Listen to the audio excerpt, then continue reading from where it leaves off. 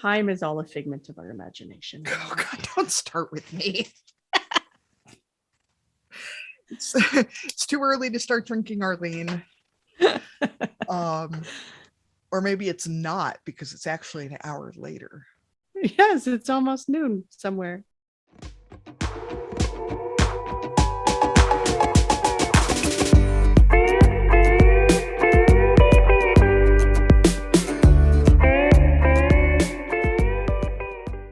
Welcome to Barnyard Language. We are Katie and Arlene, an Iowa sheep farmer and an Ontario dairy farmer with 6 kids, 2 husbands, and a whole lot of chaos between us. So kick off your boots, reheat your coffee, and join us for some Barnyard Language, honest talk about running farms and raising families. In case your kids haven't already learned all the swears from being in the barn, it might be a good idea to put on some headphones or turn down the volume. While many of our guests are professionals, they aren't your professionals. If you need personalized advice, consult your people. So welcome back to Barnyard Language, everybody. The time change happened and we're all mixed up, but we are here again and we are so grateful that you're here with us too. And Katie, what has been happening on the farm? You know, Arlene, we have been waiting for, 639 weeks to say this, but we are done with harvest. Woohoo! The corn is all in. The bales are all baled, I think. God, I hope so. I think they're all done. I don't care anymore. Life is good. I might actually see my husband again eventually. This time change has thrown us all for a loop.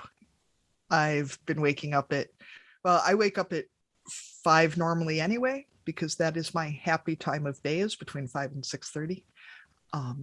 Too many years of working in bakeries and milking cows and things of that nature. But between the time change and the general level of anxiety and whatever, I've been waking up at like between 2:30 and 3, which is a little early even. That's not your happy time of day. No. I mean, it could be, but then people still expect you to people like during the day when other people are peopling, and that's just pushing their luck. Kids are good. Husband, I think, is good. He and his dad went to tour, I think it was the Kinsey plant today. It was where they were going. They make farm implements. Okay. Work is good, switching from 25 to 40 hours this week, so we'll see how that goes. If anybody needs me, I'm probably under my desk crying. That's a bit of a jump. Yeah, it is. It'll be really good, full-time benefits and more money. But also, it's not like I had that 15 hours a week just, that I was spending watching my stories or whatever. So we'll see how that goes. Arlene, what's happening in your world? Well, to use your phrase, it smells like money around here today. They spent the weekend stirring the manure pit and getting things into a liquid form so that it can be spread out onto the fields. So we don't, kind of like our silage equipment, we don't actually own manure equipment anymore. So the same contractor that does our silage actually runs manure equipment as well. So they're out spreading on some fields. So the one right across from the house is looking darker and smellier today, but that's fantastic. It means that's another job that's getting done before the snow flies. So that's the big farm update. We've had a few more calves, but not as quite as many heifers this week. So that's probably a good sign on our full calf barn. And I don't want to jinx it, but my husband and I are actually going to leave the farm for a few days without the children. So this feels like a pretty big milestone. It's been a while. I mean, it's always challenging to get childcare and to get away, but especially during a pandemic, those things don't happen very easily. So so we're going to get away for a couple of days with some friends, and that seems pretty exciting. So that's kind of my milestone of the week. That'll be fun. Yeah, it was smelling like money on the way to take the girl child to school this morning too. So I mentioned it smelled like hogs, and then we just oinked all the way into her school. So I'm nap mom.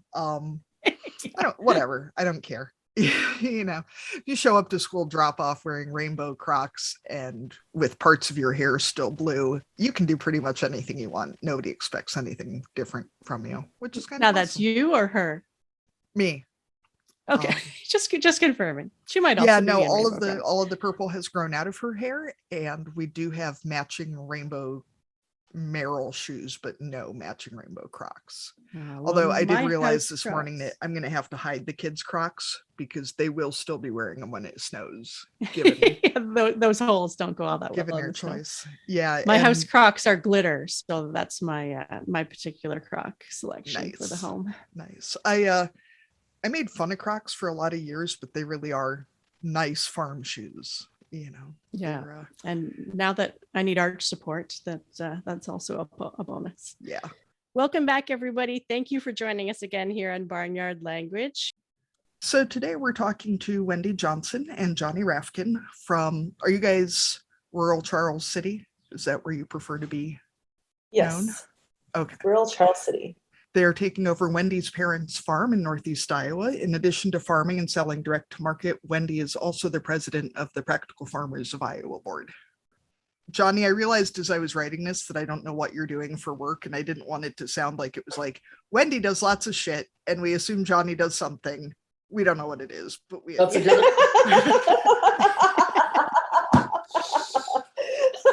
Sorry, that probably is what I'm going to put in at the beginning of the show, because I've started putting an outtake in like before the intro music because it makes me laugh to do it. Like that's a good assumption. Wendy does a lot of shit, and Johnny just kind of exists. No. Like, he must do something. No, I just realized that I know more about what Wendy is up to than what you're up to. So I just got there. And that's kind of the way I like it. I kind of like to be in the background and let Wendy take center stage because she's more important than I am.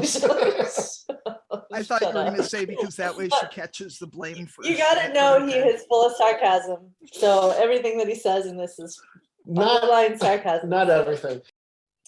So we are not really taking over. You're not really taking I mean, we're part of it. But I don't want to say like we're taking over.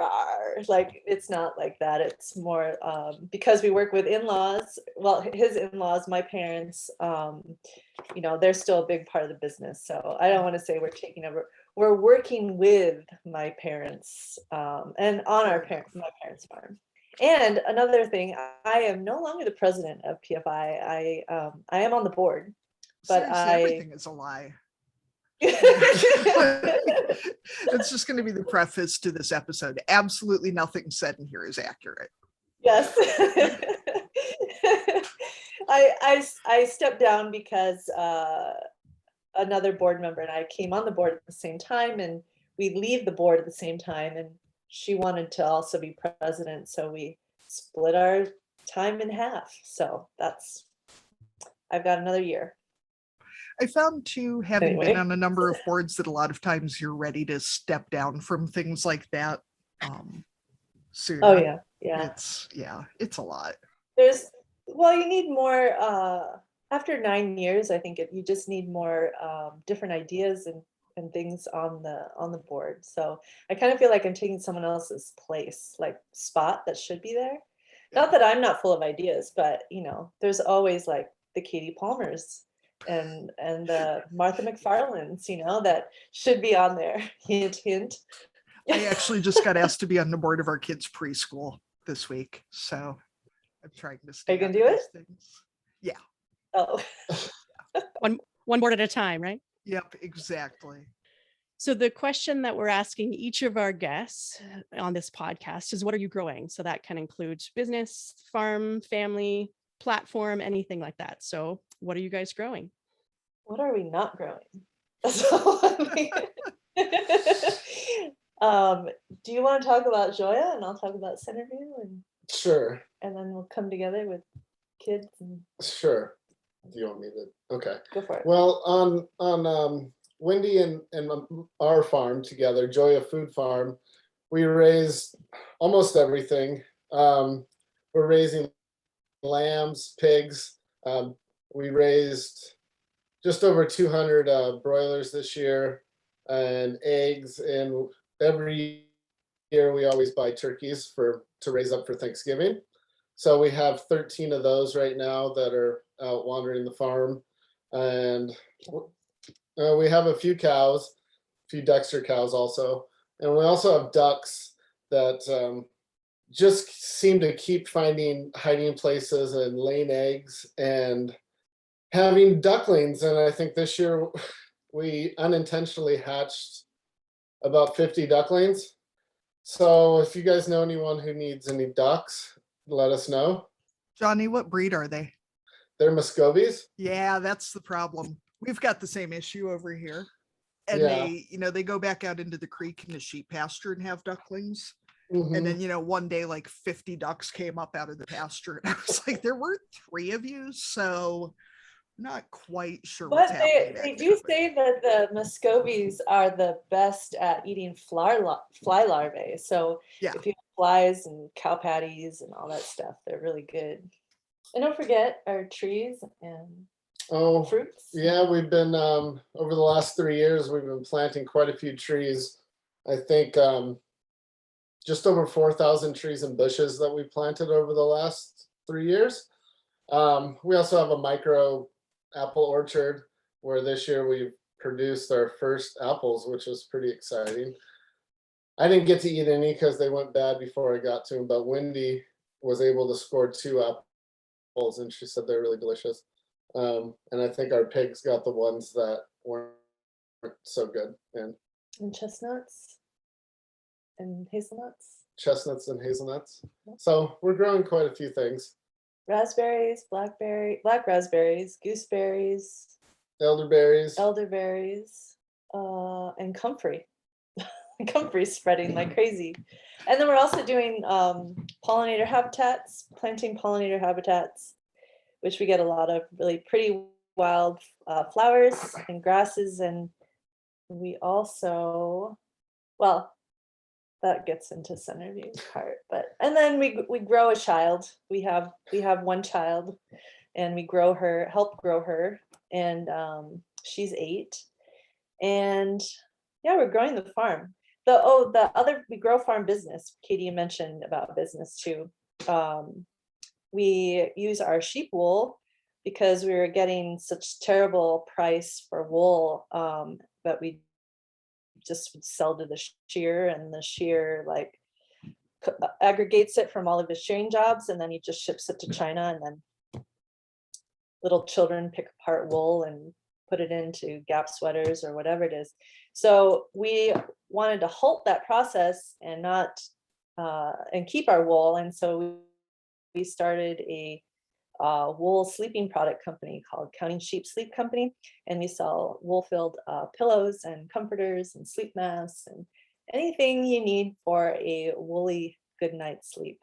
So that's a business that grew out of COVID, actually, and so that's something we're growing. Centerview Farms is our family farm, and I'm the one that mostly works on that farm, and we raise corn and soybeans, hay, as well as some small grains like cereal, rye, and oats. And we just started a new grain called Kernza. It's a perennial intermediate wheatgrass. And so we planted that as well. We'll see how that comes up next spring. And plant prairies too within all that. So it's farms are always evolving and growing, right? And so ours is like that. Wendy, how many acres are you guys running? And are those 2 operations on the same farm, or is that 2 different farmsteads then? Just so we have a good mental picture of. Yeah, so it's about our farm center.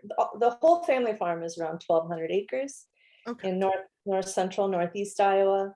And Joia Food Farm, Johnny and I, we rent acres from our family and started Joia Food Farm. And that's currently it's about on 100, almost 100 acres, and we're transitioning another 45. So it'll be in the 150 acre range for Joia Food Farm. Okay, because Joia is certified organic then, correct? Yes. Okay. So if we can start back at the beginning, Wendy, I know I heard at a field day one time about how your parents met. And if it's not, too creepily personal, I thought that was a really interesting story. So if you could share some of that with us. And I think it's a great start to the conversation because you kind of you'll get the idea of kind of why I'm a kind of a black sheep, because my mom and my dad are. Yeah. So my dad was he's 80 now, and so is my mom. And they met in Southeast Asia during the Vietnam War conflict. My dad was working for the International Voluntary Service, which is was a precursor to the Peace Corps, and kind of run by the State Department. And then my mom was a airline stewardess it was a Japanese airline, but it was an airline because she could speak some English that brought officers and soldiers, flew them from Tokyo to Bangkok. And so my mom was on vacation visiting a friend in Vientiane, Laos. And my dad was based in the highlands of northern Laos, helping kind of I guess in today's terms, colonize Laos. So he was teaching the hills people in northern Laos Western agricultural methods for better efficiency and better growth of rice production and things like that. So he did that work there, and he was on leave at the same time, and he was in he was in Vientiane and he was headed to Bangkok. And so they were both on leave, and there's the Mekong River splits Laos and Thailand. And so my mom was trying to buy a ferry ticket across the Mekong, but they weren't understanding her Lao. And so my dad saw this, I'm sure to him, living up in the hills, alone, saw this beautiful, young woman, exotic looking woman, standing in line, having trouble buying a ticket. And so he introduced himself, and he could speak fluent Lao. So he went up and was the prince in, or what is it, shining armor, the guy who saved the day and helped her buy the ticket. And they got on the ferry. I think it was a ferry. No, I'm sorry, it was a train. And they got onto the train, but she totally blew him off and was like, whatever. So then she went and sat in part of the train that was pretty like upper class. Mm-hmm. And my dad hung back with like the Lao people.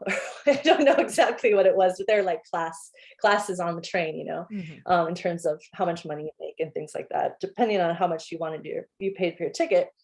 And my dad was recovering from amoebic dysentery. So in the back of the train, all the Lao people, especially men, would like drink this really strong alcohol. And he didn't want to partake. This is how he tells the story. He didn't want to partake in the drinking of the alcohol. So he thought, oh, I remember this really beautiful young woman that I was talking to, and I helped buy the ticket. I'm going to go try to find her and strike up a conversation. So he walked through the classes of the trains and train cars and went up, and he asked my mom if she wanted to go to the beverage car and share a Coke. So ever since then, I guess they had this romantic few weeks in Bangkok, Thailand. Then my dad went his way and my mom went her way. And 3 months later, my mom had her bags standing on the porch of my dad's tiki hut in northern Laos, and that was it. It's a good one. Yeah. my I don't think they didn't tell my grandparents that they got married, or my dad didn't. So they just, after the fact, they said, hey, I'm bringing, I got married. I'm bringing home a Japanese bride. And we live in my grandparents' house, Johnny and I do. And so I can't imagine, what my dad or my grandparents kind of thought. But it's interesting because my aunt, my dad's oldest sister, she was involved with she lived in Chicago and was part of the Black Panther movement. And she dated a Black Panther, and she brought him here to this farm. because she was involved in the kind of the Chicago riots and things like that during the Democratic Convention, and she wrote a book about it.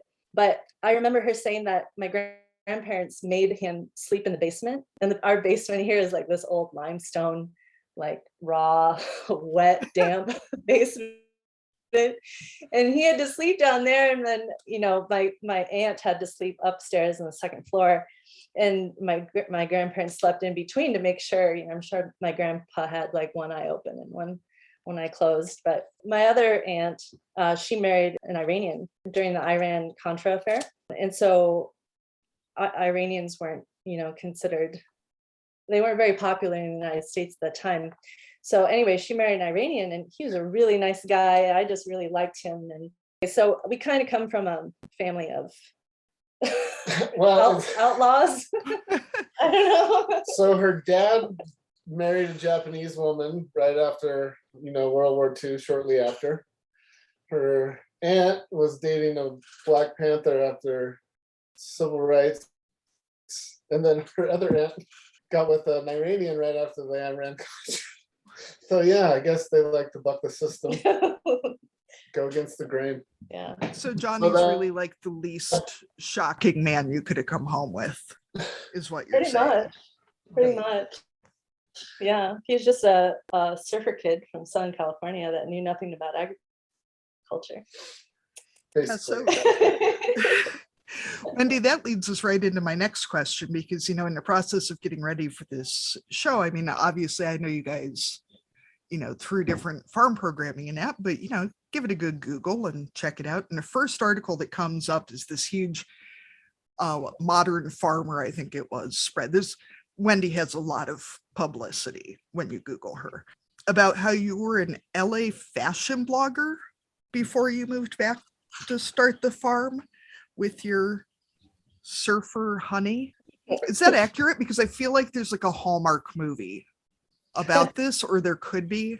Like, I feel like you guys are really missing an opportunity here. I think Hallmark movies would be too tame for us, our story. But yes, that is true. Though don't envision that I was like some high-powered fashion blogger that worked with the Kardashians and anything like that. That is not at all. I wanted to work in television and film as a wardrobe stylist, and so that's why I moved to Los Angeles in 2000. And then I realized that I was not made for Hollywood people life, but I have this really strong interest in fashion. So I ended up working for a denim company, but I also did fashion blogging on the side. And then I worked my way into some content writing and ad marketing for companies, as well as not as much for fashion as for other things, but I always had this interest in fashion, and I don't know if it's still up, but it's called leeandroger.com, and that was my fashion and lifestyle blog, which when I moved here I had no time for anymore, and I'm so out of the fashion and cool lifestyle ways, so I kind of disconnected from that world. But one day maybe I'll get back into it. See, I figured that maybe this would at least give us some credibility with Arlene's teenage daughter, who thinks that we're desperately uncool, which is true. I mean, we're pretty uncool. True story. So how did you and Johnny meet, and did you have to drag him back to Charles City, or did he come willingly? So do you I hope nobody else from Charles City hears this, because they're going to think we're being mean. Okay. Do you want my version or Johnny's version? I kind of want to hear both. I don't know. I want to see how different they are, because that seems a little. Go ahead, babe. Is the bus running? Because I feel like I'm going to get thrown under it here pretty soon. Go ahead. Well, it was spring of 2008, and spring out in Southern California, Long Beach, where I lived, is a lot different than here. Mm-hmm. It's probably in the mid 80s, and it's pool weather and shorts and flip-flops. And anyways, my cousin that was my roommate at the time, he was partial my roommate, and he partially lived with his girlfriend at an apartment complex, which had a community pool where everybody shared. And anyways, I went over there. I was the first one there. We're just hanging out. We're like, oh, let's go to the pool and go swim and see if there are any girls over there. Because I was single. I'd been single for a few years. So we went to the pool and we had some beers and we go swim for a little bit, and we saw one girl laying at the pool, and we tried to sit next to her and talk to her, and pretty much she just turned around and didn't look back at us. So we kept swimming a little bit, and then we went back and saw this other really pretty girl laying down, and she was facing one direction, where wherever we sat, she had to look directly at us. And that happened to be Wendy. And so when we sat down, we cracked open a few beers, and she heard those beers open, and her head lifted up. And she's not really a drinker, but she saw this really attractive guy, which was me. And, and she asked if she could have one of the beers. And I said, because I was forced to see you. She was forced to look at me. I think she just needed something to drink anyways. But we happened to have an extra beer, and I said, of course, you could have a beer. It was like the Coke for her parents, you know. We shared a beer, they shared a Coke. And we got to chatting, and we were having a barbecue later with a bunch of people coming over. So we were talking, and I invited her to the barbecue, and she said, yeah, I'd love to come. Let me go back a second. She was only at this apartment complex because she was pet sitting for a friend of hers. So it just happened to be completely by chance that she was there. She didn't live at this complex, or she said, you want to come with me and take the dog for a walk? And I said, sure.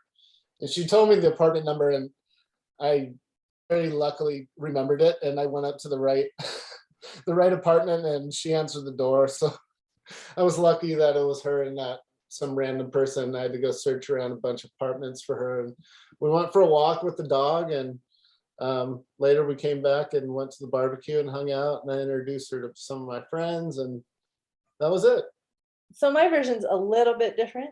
I said to myself that morning, I'm gonna meet some people, you know, because I worked from home, I worked remote. I didn't work in any office or anything. So I was in front of my computer all the time, all day, and I'm not really talking to anybody. And so I'm not really getting out to meet anybody either. So I had told myself this, and I said, I'm going to go meet some people. And if they're having a barbecue, I'm going to invite myself to that barbecue. So with that, it wasn't really a saying I said to myself, but I told myself that in the mirror, and in my inner voice was saying that. So I just let it out into the universe. And so I walked over to my friend's apartment, and it happened. I spent the night. The next day in the morning, I woke up, it was really hot. I was like, gosh, it's so hot here. It's April, like early April.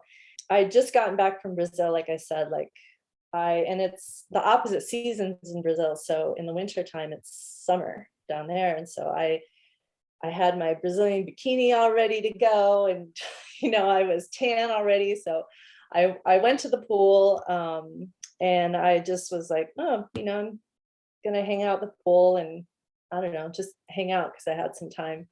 So anyway, I was laying there, and I remember seeing these two guys. Well, one guy came over with his kid, and he was talking with me, and that didn't really feel right or anything. And then more and more people started to come to the pool, and there were these two guys that were at the opposite end of the pool. I could see them like making their way down the pool because I was at the opposite end. And there were lots of girls along the way, and they were kind of just like, hey, what's up? And, you know, talking to several girls who are not giving them the time of day. And so I'm watching this kind of like in slow motion as they make their way toward the opposite end of the pool. We're like Jaws. Where I am. Jaws. And I just knew that they were gonna, you know, they were gonna say something or whatever. So I met this girl, and I was talking with her that lived in the apartment complex, and we were just hanging out, talking a little bit. And then these guys come up, and she doesn't give them the time of day, but first of all, they were doing like flips and stuff off the edge of the pool, like they were showing off, and it was hilarious. I don't remember that. And then they got up in there. I remember them shaking the water off their head, like shaking it off in slow motion, like they're like I don't know, it was just funny, which they didn't have a lot of hair anyway, but they went and sat like right in front of me that I couldn't look at anything else but them. And so they were like talking and I don't know, chatting, and they obviously wanted my attention. So I finally said, hey, they opened up some beers, which you shouldn't have beers at the pool anyway. So here they are, already rebels. And so I said, hey, can I have a beer? And then we started talking about his cousin's tattoo and whatever and stuff like that. So and the rest of the story is pretty much how it is. But I see the whole pool scene as something totally different than what he remembers. The slow motion hair glistening in the sun is a majestic image. Yes. He seems a little cooler in your version, Wendy. I mean, his version was a little, this girl wouldn't talk to us. So how did things go from the California dream by the poolside to farming in Iowa? There seems to be like something must have gone on between that and where you are today. So what led to the decision to move back to the farm? Wendy and I have been dating for about a year, and in 2009, her grandmother had passed away. So she had known at that point that her sister was never gonna move back to Iowa and start farming with her dad. So these thoughts started going off in her head, like what's gonna happen with my parents as they age, and what's going to happen with the farm? Is it going to be rented out to the highest bidder? And, Wendy and I, we started really paying attention to food as we were living together, and we had a small little garden out there. And so agriculture started, I mean, she grew up around it, but growing food really started to play more of a role in our lives. And she started toying with the idea that she was going to move back. And then finally one day she said, I'm going to move back to Iowa and I'm going to start farming with my dad, and I'd really like it if you came with me. And basically she was going to move in 2010. So she said, I'll give you some time to think about it, whatever it takes you. And I'd really like you to come. And it was a year. Yeah, you said I'll give you a year, but you can decide. Yeah. So she gave me a year to think about it, and I said, okay, well, this is a big decision I have to make. All my friends and family are out in Southern California, and it's all I've ever known, and it's what I lived. And I had a really, really fun and good job that I really loved. I worked at a bar out there that paid health benefits and had profit sharing, and we made really good money out there. And I just had kind of a nice, easygoing, really chill lifestyle. I worked 4 days, sometimes 5. I got to go to the beach when I wanted. It was a nice, mellow, relaxing life that I look back on so long ago. But anyways, I was very undecided up until even after the fact I said I was moving. I was still undecided because I knew I could pretty much back out at any time. But her dad was trying to recruit me. He was sending me articles about things that Charles City was doing that seemed fun and cool to him. To him, that he thought might intrigue me, but it wasn't. I'm landlocked now. I've never Right, had the lack of ocean is a little bit of a effect. It's a very big transition for somebody that's grown up around on the coast their whole life, and to not be near it, you feel almost claustrophobic when you get to it, and you're alone. So eventually we decided that we were going to make the transition, and I started having some going away parties and stuff out there, and that's when it really started to hit home that I was leaving. And we had a semi truck come over and pick up all our big stuff and bring it here to Iowa. And Wendy and I loaded up her then Toyota Corolla with 2 cats and our dog. 3 cats. Oh, we had 3 cats and a dog that was just packed.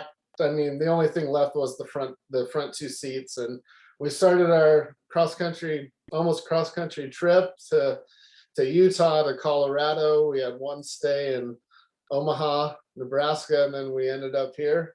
And that was our journey 11 years ago. And my goodness, what a eye-opening experience that was for me, from going to bartending to being around hundreds of people a day to I'm a very social guy. I like to talk to people and be around a lot of people. And then a month after I moved here, I was sitting in a tractor by myself for 8 to 10 hours a day, hauling corn back and forth, this repetitive job that wasn't very exciting after a little while. And depression started setting in pretty heavily. And then the winter came, and then more depression came with that. But that didn't stop me from asking her to marry me that Christmas. And yeah, he hadn't even proposed, so he still could have gotten out. He still could have left. So it's still kind of a mystery to me how he ended up proposing, and then because that's a big step. That means you're going to move. Oh, but I want to add with that is, we moved. This house was empty for over a year, and my grandmother, bless her soul, she was a wonderful woman, and I admire her in many, many ways. But she lived through the Depression, and so she held on to everything, and from basement to attic, it was full of stuff. And so when she had passed away, all of her children, came and got the things that they wanted. But that didn't mean that they actually cleaned the house, like actually got rid of stuff. Just the good stuff. Just the good stuff. Yeah. Yes. All the good stuff is gone, and you've got all the old mason jars and plastic containers. I was just wondering how many butter tubs you got at your house, because there were so many mason jars in our basement that who knows how they might have been there since the Great Depression, because they look like science experiments gone wrong. I mean, holy stuff. So some were full and some were empty. The stuff, I mean, it was the stuff I had to drag out of that basement. It was, I don't know. It was like I was in a TV show, freak show or something, that something might have been alive in there. Something might have been edible. I mean, but everything looked like it would kill you. Yeah. Johnny, we have a couple bottles of wine downstairs we have a dirt floor limestone basement. Sounds like the same as yours. Yeah. And we have the same jars down there, and there's at least a couple bottles of homemade wine that are probably most of at least 50 years old now. Oh my gosh. Wow. And occasionally we'll see one and joke about opening it to taste it, but nobody's quite braved it yet. No one's brave enough to do it. Yeah, so this house and the chicken coop was full of newspapers and books and jars, and my grandmother collected water bottles, and so there were just jugs and jugs and jugs of water in the basement too.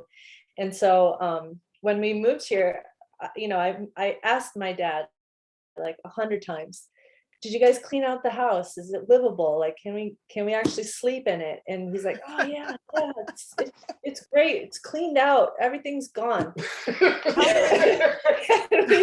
we show up, and I walk in the back door, and it's like nothing what had changed since my grandmother lived here. Nothing. So we spent the first month. We moved here August 31st, was it? Yep. Of 2010, and we've spent most of September just cleaning it out and making it livable Every day. Yeah. Going back and forth to the dump. This whole house was carpeted from the ceiling wall. I mean, from the bathroom to the kitchen, everything had carpet on it, whether it was shag or flat carpet. I mean, some of it was better than others, but I've never seen carpet in a kitchen or a bathroom in my life, which was very surprising to me and very disgusting at the same time. We peeled it up and there's these beautiful hardwood floors underneath, and it's like, why cover up these hardwood floors with gross carpet? But yeah, that first month was just a lot of work, and we had some help that was here. Wendy taught English as a second language before we moved out here, and we had a couple Korean, a couple that was from Korea, and then a Japanese guy, and then we had 2 more of our students showed up, flew out here, and we had 5 foreign exchange students here with us in this house. So they were a big help. Month and a half. Yeah, for just over a month. Yeah, because they were here during harvest. Yeah. They were cooking lunch for us stuff. They cooked Korean food for us at lunch. It was awesome. I just don't know that, you said your dad lived in the Laotian jungle for how long? I don't know that that's like the best qualification for how livable a house is. Yeah. Like, I feel like your standards might be a little different, after that. It's crazy. And our bathroom was carpeted when we moved into the farmhouse too. Oh yeah. So I feel like you kind of started to answer this question already, but so what were some of the other unexpected parts of the transition back to the farm or small town or working with family, that kind of thing? Oh, so this is one story that I really like to tell. So, when you live independently, you're a 30-something living independently in a big city, you go to your yoga class, go out jogging or swimming, or you go to work, get your coffee, you have like a routine, right? And so my routine that I had was I go for a run in the morning, and I'd offset that with yoga at home, and then I'd get ready for work, and I'd go out. Johnny would, at that time we didn't have much for animals, so we were just like learning basically how to farm, kind of. And so, well, not kind of, really, we were both learning how to farm. So my when someone learns that you are a new farmer, or like you're the next generation that has come back to help your parents with the farm, suddenly seed dealers start showing up at your door. And so I was doing my morning yoga at like 7 in the morning, and I try to be done with that by 8, so. But I was doing my normal yoga routine, and so I was in my yoga clothes, and I get a knock at the back door, and I open it up, and these 2 farmer clad looking people walk in the back door. They just walk in, they don't, just walk in the door. Yeah, we learned that you're back here farming with Erwin, and we want to show you what we got available for seed. And I stood there, and they were looking at me like, did you just get out of bed? Or like, you're in an outfit that we don't recognize around here. And that was kind of like my first like wake up call that I'm not in California anymore. Like this is a whole nother realm of a lifestyle that I am not used to yet. I got to figure that out. So, and they were there at like 7:30 in the morning, and talking about seed sales, and I look back on that, and I sort of feel stupid, but I don't know, it's the culture. It's the culture around here. And so when people talk about assimilation, I really had to re-assimilate, I guess, because I don't remember that growing up, because I wasn't involved in the farm business as a kid. And so I had to reacclimate too. I think I've re-assimilated, but I don't know about Johnny if he has. He's still his California self. Yeah. I grew up where I grew up my whole life. So Iowa nice is definitely a thing out here. Everybody is really friendly and wants to show how cordial and everything they are. And Katie, I know you're definitely a sweetheart, but I know that you're very upfront and forward from what I know about you. I'm going to assume that's a compliment, but okay. It is a compliment, and I love that about you. And I have a lot of that in me as well. And it took me a long time to not be so open with talking with people, because I would let too many things out to people, and people around here can be everybody's up in your own business, all your neighbors need to know everything about everything. And so adjusting to that and not opening my mouth too much was definitely a big adjustment. But also, I was talking about the Iowa nice thing. Everybody is very friendly and nice to your face, but there's a lot of talking that could go on behind your back, which I'd rather people say it to you and not find out from somebody else. But it is what it is. So that's Iowa. But Iowa also, one of the greatest things I really love about people out here, at least the people that I've met, is that people will help you out at the drop of a hat. If you need help moving or doing something on your farm, people will definitely almost stop what they're doing and come and help you. And that's something I really, really appreciate about living in rural Iowa, living on a farm, and the people that I've met out here. It's a very, very good quality. I was just telling Wendy about this the other day. Some of my best friends won't even help you when you need something to do, and those are the people I love the most. So that's a big adjustment. Yeah, I mean, they might have a good gossip about you on the way home, but right. they'll help you first, usually. Right. So when we first moved back here, my sister happened to be getting married, and she wanted to get married in Charles City, which we were all surprised about, because she married someone who is half Finnish, half Lebanese, and they live out in Huntington Beach, California. So we'd always thought, oh, they're going to get married in Italy or something like that, but no, they actually wanted to get married in Charles City. And so we were helping with their reception at the county fairgrounds, setting up the reception area.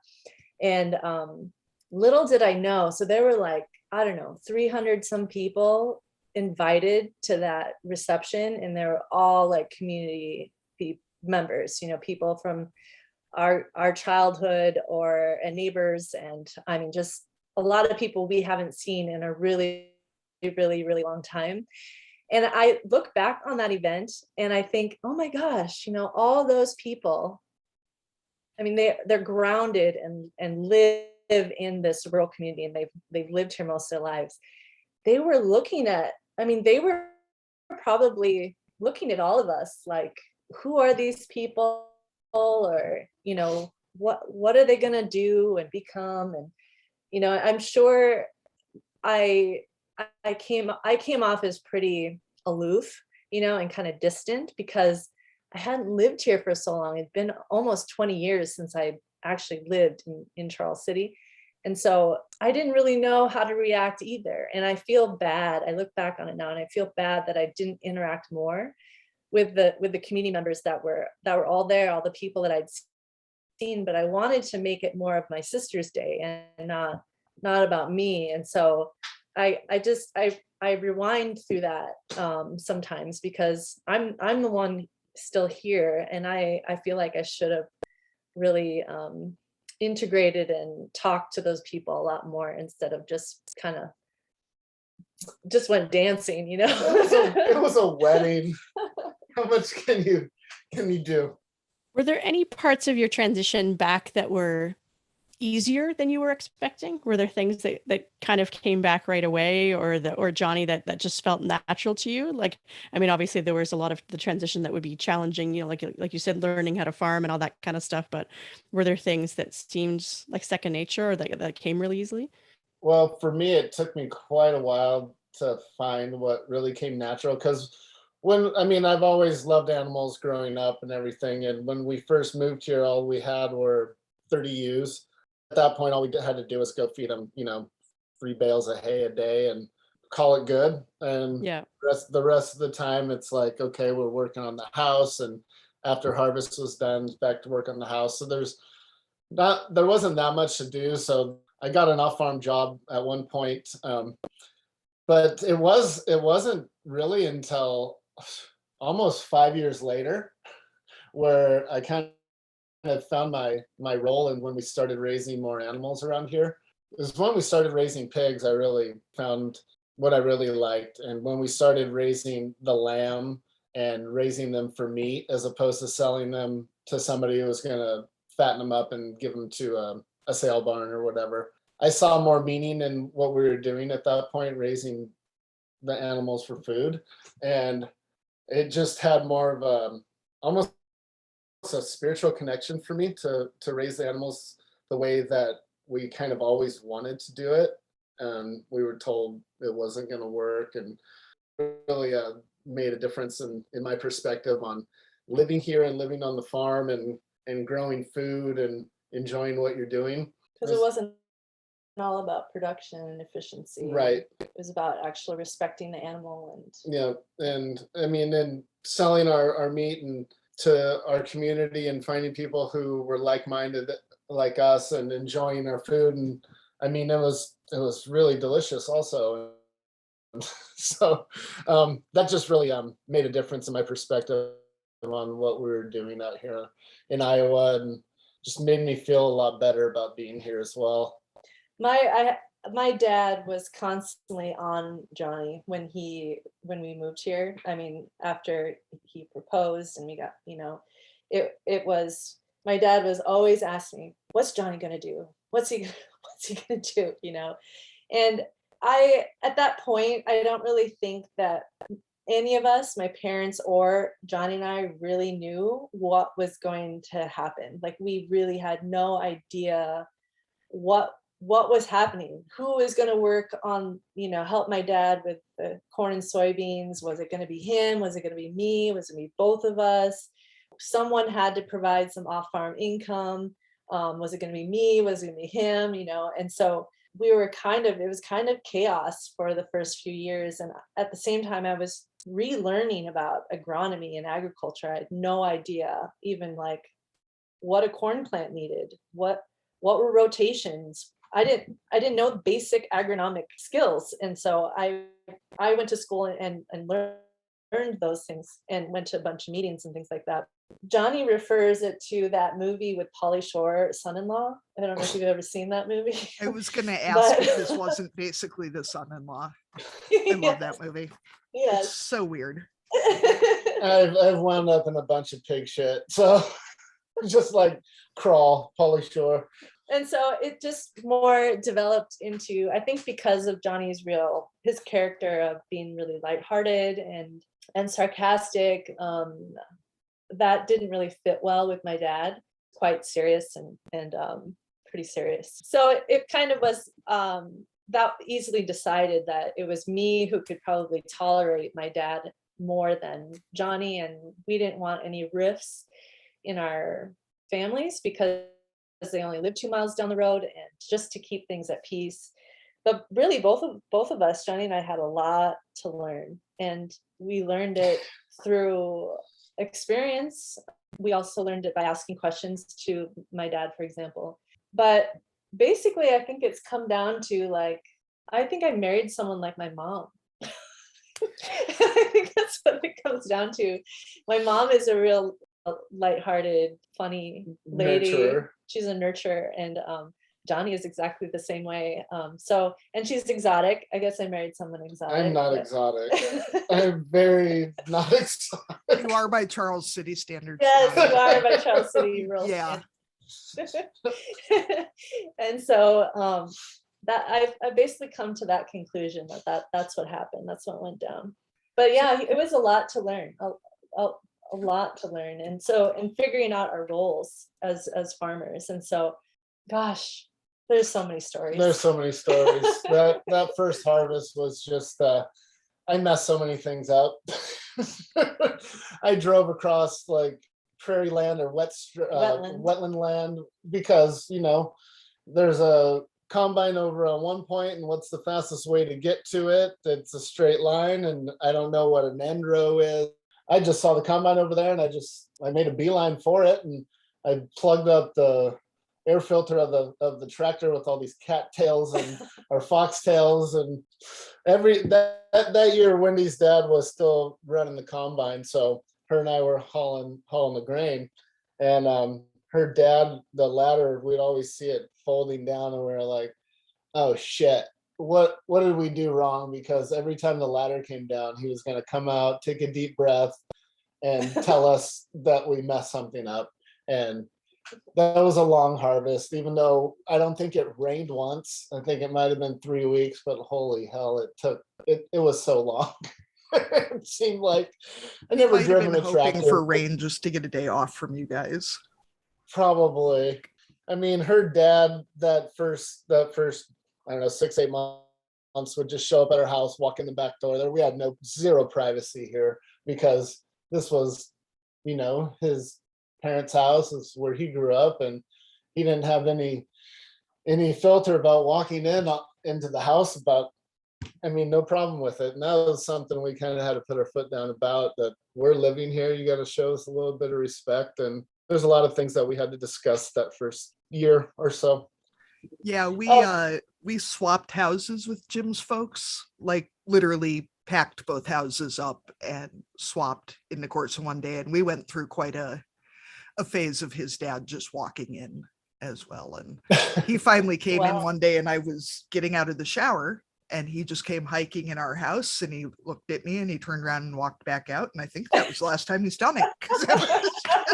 Like, this is our house. I'm not gonna, whatever, you're on your own here, buddy. Oh, I have a story kind of like that, Katie, but it's nothing to do with an in-law. But we used to have neighbors that the girls would drive over and deliver us Christmas cookies every year. One year, my dog was barking, and our daughter was just a little girl. She was upstairs sleeping. Wendy was gone, and I come out of the bathroom, and I hadn't gotten in the shower yet, but I was just ready to.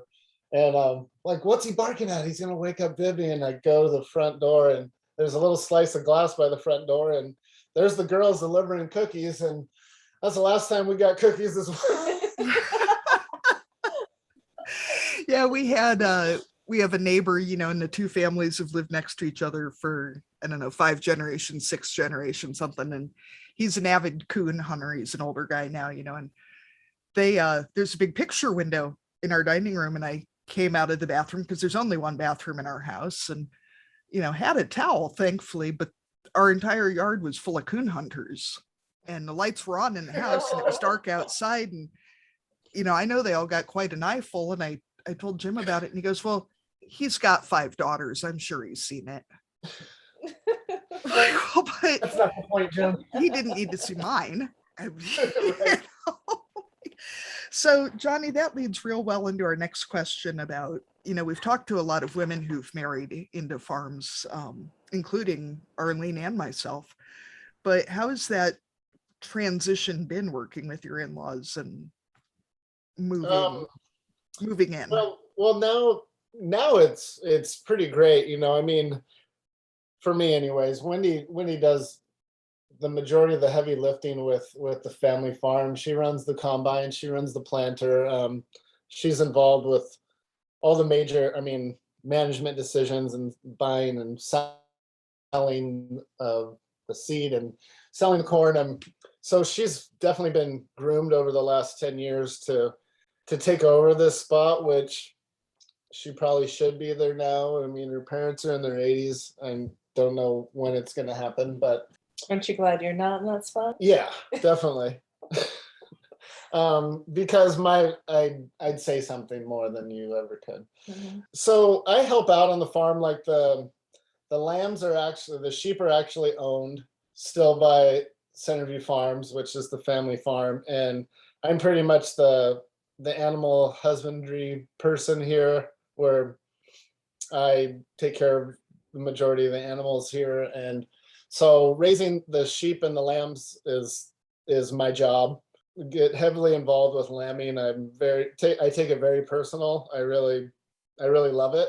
And then during planting and harvest and baling hay, any days I have free, I do all that stuff and check all the bins in the winter. I got to climb the bins, once every week or every other week. Well, the major things are basically, I just carried our child in my womb, and he basically took this baby and raised it like he was, if he had tits, like if he was able to nurse the baby, he would do that because he's such a nurturer.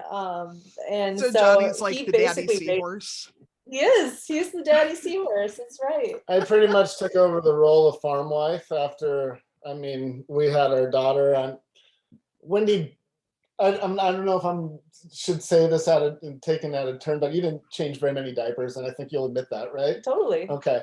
And once she was done breastfeeding, it was she didn't have I mean, I didn't have a full-time job, so I would get up and change Vivian in the middle of the night and feed her, and Daddy daycare. I was daddy daycare. It was fantastic, and I loved it. I got to spend so much time with her until she was off to preschool, and I got to hear her first words and watch her first steps, and I pretty much took over the role of being the farm wife. You know, I cook all the meals here. I do all the dishes. I fold the clothes. Wendy's combining. I bring her lunches and dinner, just once though, because I do have an off-farm job at night. But I make sure she has enough food to get her through the night, because we don't want hangry Wendy, and Wendy doesn't want hangry Johnny. Yeah. We both need our food to keep us somewhat sane. I feel like So, hangry is probably the biggest predictor of farm divorce. Like all the biggest fights we've had have been hangry based. Oh yeah. I want to applaud you guys for just playing to your strengths instead of being too wrapped up in gender roles, because, you know, just let people do what they're good at. So how have you guys handled the work-life balance that farming and working and parenting?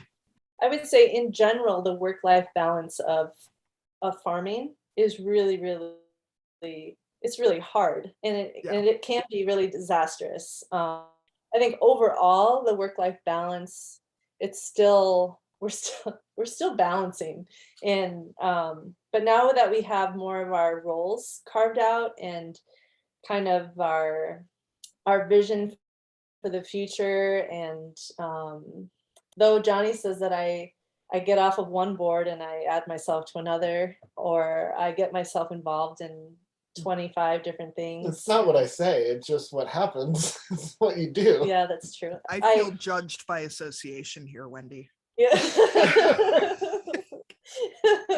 Well, Wendy always says, I'm so busy, I just don't have enough time for this. And I'm like, well, take yourself off of a couple of things. No, but I like doing them. Well, then you're going to continue to not have a lot of time. It's my spice of life, I guess. I just have a lot of hobbies, and I mean, those are my hobbies, is being involved in agriculture, and I guess that it keeps me really busy, but it also bugs my husband and my daughter because I'm not home, or I'm not as focused at home that I should be. So I have a continuing, I have to continue to work at balancing things and making sure I have limits, because I just love being involved, and I'm a super curious person. And so like this, I love chatting with both of you and learning about you guys and your stories too. Like I wish this were more of like a three-way conversation, because you guys have a lot. I'd love to learn more about both of you. So we could just have you on to interview us sometime. That'd be fun. Yeah, I mean, we already kind of know each other, you know, so we interviewed each other, but it wasn't. And you can join the Barnyard Language group and then chat over there. Yes. Yeah. What is the vision that you have for your business going forward, kind of short term and long term? What do you foresee happening on the farm and with the business going forward? So that's really always evolving. And what we're learning is we are moving with more of our strengths. So like one thing we've done is we were really into chickens for a while, and we realized that that's probably our weakest point, our weakest enterprise. And so both financially and just like our own patience. And so we've basically removed that as a major enterprise in our farming. What were you going to say? Egg layers. Yeah, egg layers. We were up to like 600 broilers a year, I think, at one time, but we had 300 egg layers at one point too. Yeah, and washing eggs and all that. So we removed some things to kind of expand on other things. And so we've grown our sheep flock, and we're continuing to grow that flock. And our buyer of our sheep, we do some direct market selling of lamb, but it's not the majority of it. And we see lamb and sheep as a major regenerator of land. And integrating them into the crop rotations and integrating them onto the land is probably one of the best things that we could do for our soil health and for climate change. And so we are expanding our flock, and the buyer of our sheep has challenged us to think about what would it take us to have a flock of 1,000 ewes. Like what would that look like, and what would it take? And to come back to them and say, okay, this is how much it would take. And I love that open dialogue, and I wish more businesses trusted farmers and trusted the people growing their food, that they know what's best. And I just love that. And so, you think about an animal per acre. That's like for cows, maybe three for sheep. Imagine what the kind of landscape change that would make in Iowa, which is mostly corn and soybeans, to graze grass-fed lamb of 1,000 ewes. And so I don't know if that's 10 years away, if that's 5 years away, or what that is, but it definitely has to compete with corn prices and also land value.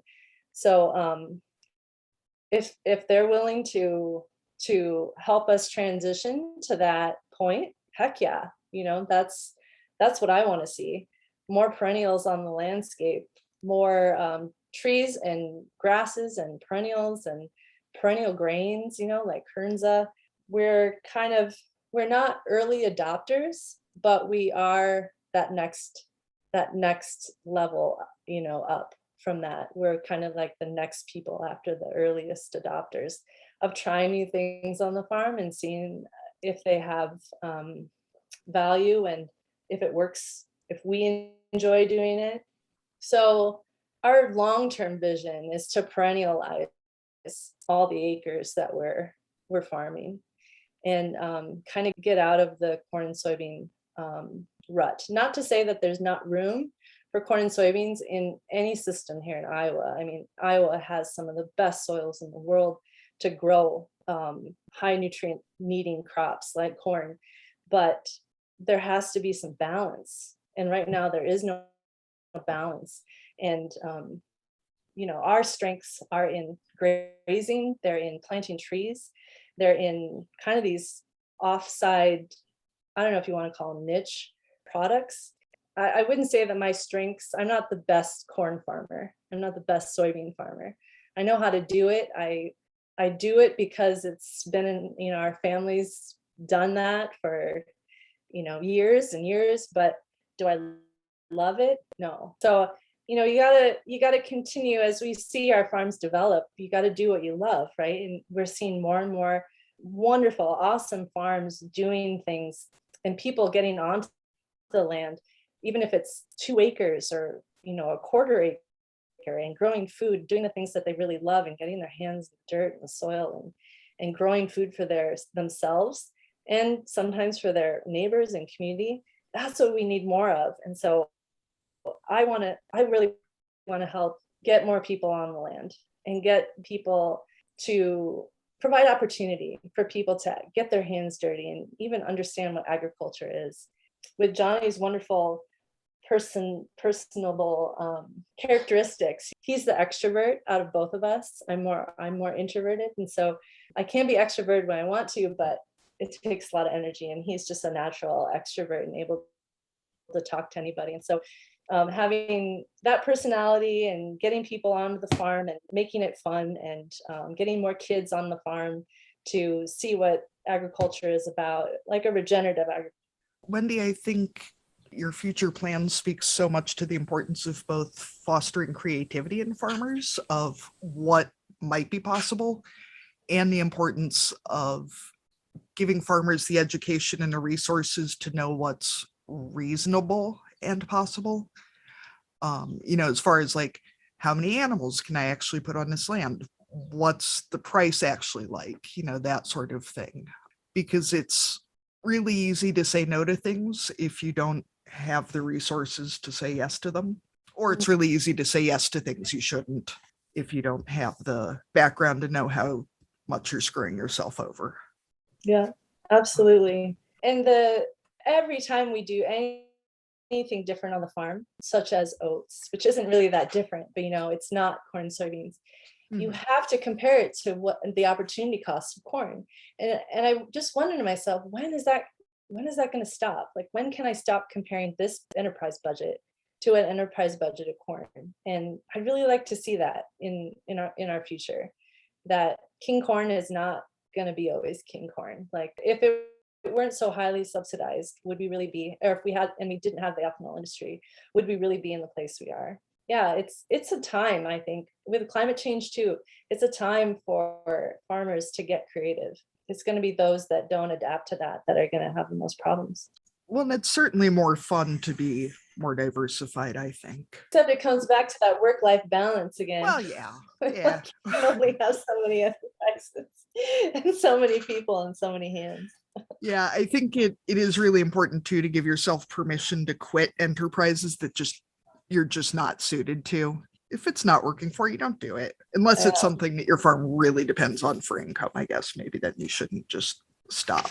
Well, like the land that we steward, we could have 10 families work on this farm, work and live on this farm, and they could supply food for robust local and regional food economies. Like, that's the end goal, right? And if we're not headed toward that, if we're not moving toward in that direction, then what are we doing? We're just kind of playing the same game as everybody else.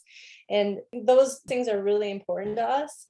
And getting better food into the school systems and into institutions like nursing homes and hospitals, and we've just become so far from our food, even in rural Iowa, where most of our food is imported. And I don't mean to get too like political or get into the weeds about where our food comes from, but you guys are foodies too, and you grow food and you grow families, and you have families that go to school and they eat school lunches. And so I think it's interesting too how the pandemic has highlighted those local food systems in a way that all the local talk before didn't really bring out. I mean, like it took just a few days or a few weeks of some food shortages for people to really realize, okay, if the food's not coming from my town or my province or my state or even from my country, then these blips, these transportation issues, these, the pandemic, whatever, all the different blocks that kind of work together to make food just magically appear in our grocery stores. It doesn't take that much for those systems to fall apart. And I think it really did show people that it is important to have domestic food production and local food production, and that it's not just trendy, that it's important both to our economies and to our society as a whole that we produce the food that we eat. Absolutely. You hit the nail on the head there, Arlene. Resiliency is what we need more than anything. We are not resilient right now, and COVID showed us that. Arlene, I really want to get Wendy and Natasha on at the same time. That would be a fiery episode. Yes, that'd be good. Wendy, I don't know if you heard our interview with Natasha Nichols from the We Sow We Grow project in Chicago. No, I haven't. Episode 3. Yeah, she has some thoughts. I'll tell you what. She was a lot of fun to talk to. They're an urban farm in the West Pullman neighborhood in Chicago. Oh, awesome. I'll take a listen to that. Yeah, like how do we invite people that are from urban areas to move their families and lives to rural Iowa, Yeah. And that's a question that I am working on, is how to make this place an inviting place for people who maybe want to get out of the city and want to grow their own food, be a part of maybe a collaborative farm, or some sort of collaboration where we're working with other families that have their own autonomy and their own like farm label and own farm, but it's on the farm the land that we all steward together, and we help each other. There's all these different ideas of things that we can get more people to start farming on this land. I was just talking with someone this morning, and they asked me, well, if it wasn't corn and soybeans, what would you grow? What would you have here? If you had all this expansion of land, like 1,000 acres, right? If you didn't have corn and soybeans, what would it be? And I couldn't believe, people that they can't think outside the box like that. Yeah. Like, yes, that's what we see out our windows every single day, but there's so much more that can be grown here. So much more. And even if it's lettuce in if it's not a high tunnel or a greenhouse, it can be heated, which is really expensive, obviously, during the winter. But I'm seeing these underground, built in, 6 to 8 foot deep, basically underground greenhouses. Yeah. And so the temperature is stable down there, and so you can grow food in there. You have these glass windows that are basically the same level as the ground, and grow vegetables in it. And it's genius. And it's probably something that was done in Little House on the Prairie days, but it's great. I mean, it's something that we could be doing to grow more food. And there's just, I think the options they're everywhere. They're out there. I find it so interesting too, looking around our small towns, that I meet people who have told me to my face, well, small towns are dead. There's no point. People from our area, and then people from small towns who just throw their hands up and go, well, we don't know what to do. I'm like, well, have you thought about making this somewhere that other people want to come to? Yeah. Because our kids are in Postville now, which is a very different demographic than most of the towns around here, because it's very heavily an immigrant population. And that town is booming pretty well for such a small place, just because they actually have people moving in. So it's, the opportunity is there. Mm-hmm. Yeah.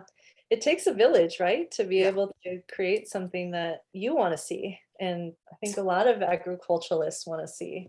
That's what Wendy said that when we moved here, when we get back to the thing that she's involved with so many different things, she said she wanted to make Charles City a place where she would want to live, Yeah. I mean, not that that's a selfish thing. It's really thinking big. And, she started a community garden where people could raise their own vegetables in town. She got a rain garden put in over the last 2 years. She had a tree arboretum where Wendy, people. is Go that ahead. community fruit tree situation there on the corner in Charles City, is that yours? Yeah. Yeah. Because we drove past it the other day, and I was like, who the hell put a community fruit tree garden in Charles City? This explains it. I think it's a great idea. I was just really surprised because it's not something I expected to see. And it was a good surprise. Absolutely. Oh, good. Now I feel like I just ruined I was just really excited about your fruit trees. No, it was great. I mean, that's what the point is people bought all these trees, and we all went there and planted them, and people are free to walk in there and pick some berries or whatever's growing and help themselves to it, just leave some for other people. And then she also started a Charles City Chamber Orchestra where they performed for about 6 years in town. And 8. It was 8 years. Yeah. And then when the pandemic hit, they put a pause on it, and we don't know if that's going to come back or not. But it was really neat. They did 2 shows a year, and people come out and see a free concert. They did a spring and a holiday one, and she's just a real go-getter, this one here. Hence why I need to marry a nurturer. Because she wouldn't be eating at all. So you guys, I changed up our silly question. What would your operations theme song be? Yeah. We were trying to think. We were trying to think about a theme song because we saw that in your script there. And Johnny's first suggestion was Ain't No Fun. It's an old Snoop Dogg Snoop song. Dogg. We sing a lot of Snoop Dogg on the farm, simply because we love 90s hip hop, and we're from Long Beach, and so Snoop Dogg is from Long Beach. Called It Ain't No Fun If the Homies Can't Have None. Take that title any way you want, but there is a meaning to it. But it's very misogynistic. But earlier today I was singing, I don't want to work, I just want to bang on my drum all day, because I think a lot of farmers think like that sometimes, because we work every day of the year. Yeah. So that's a good song. I don't know that Jim appreciated my rendition of Corb Lund's Cows Around this morning while we were chasing cattle. Since the whole song is about how you'll never have too much money and you'll always have something to do because you'll be dealing with cattle. Now it is time for cussing and discussing, everybody's favorite segment. Arlene, what would you like to cuss and discuss today? So I was having a hard time coming up with something for today, but then our discussion around multi-generational homes reminded me of a story. So we lived in another property when we were first married and here on the farm. But then about 10 years ago now, my husband's grandmother moved to town into a retirement home. And so we took over the family farmhouse. So it's a late 1800s old stone house and had been lived in continuously for, multiple generations.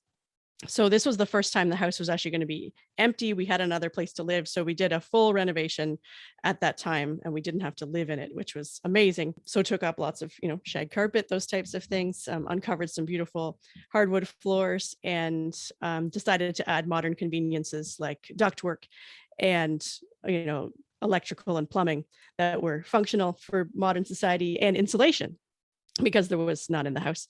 So that meant taking down all the plaster, adding insulation, and then putting up drywall. I don't think my grandmother-in-law really had a good idea of what we were really getting into, because at one point she said, now, just for context, every single room in the house was wallpapered and it was lots of florals, most rooms with an upper and a lower and a border in between. So there was lots of wallpaper going on. So she told me at one point, I saved all the roll ends. So if you're doing any patching in the house, the roll ends are in such and such a location and you can use those to, do a little bit of patching. And at that point, there were almost no walls left in the entire home. So I very graciously thanked her for the offer.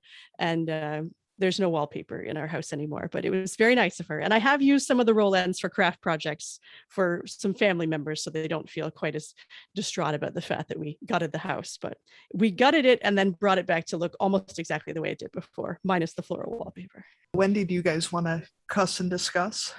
I got one just from today, but it's kind of, okay, so I got done with chores and it's about 11:20 and I already had some chicken out and I was making chicken pad thai. So everything's going smoothly and it was a good morning. So I just heated up the oil in my pan, getting ready to put the noodles in. But before I did that, I added the garlic. So I put my garlic in there and it was out of a garlic jar. And right when I go to put the jar down on the counter, it fell off the counter, hit the top of the dishwasher, and garlic went everywhere. And I just let out a big fuck.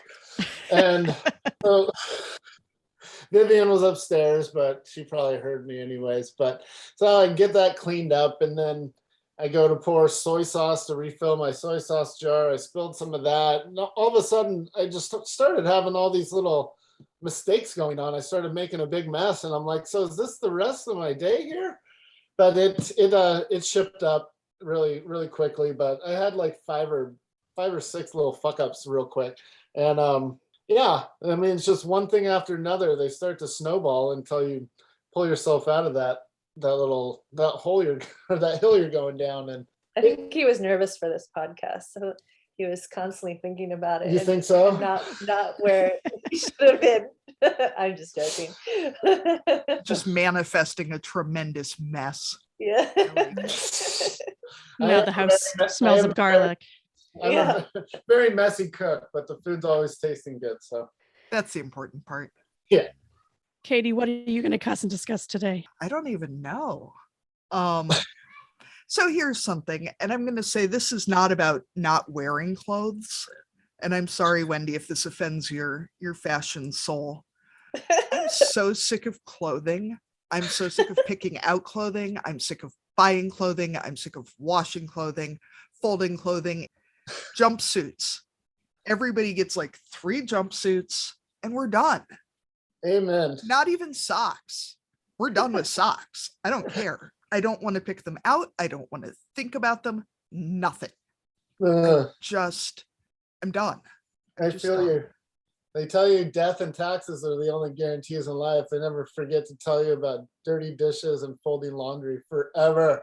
Yeah, the never-ending laundry is it never stops. And one other thing, while we're talking about modern conveniences, we had somebody over last weekend who brought a preteen with them. And I mean, she was a sweet, sweet kid, but she was so shocked that we only had 1 bathroom.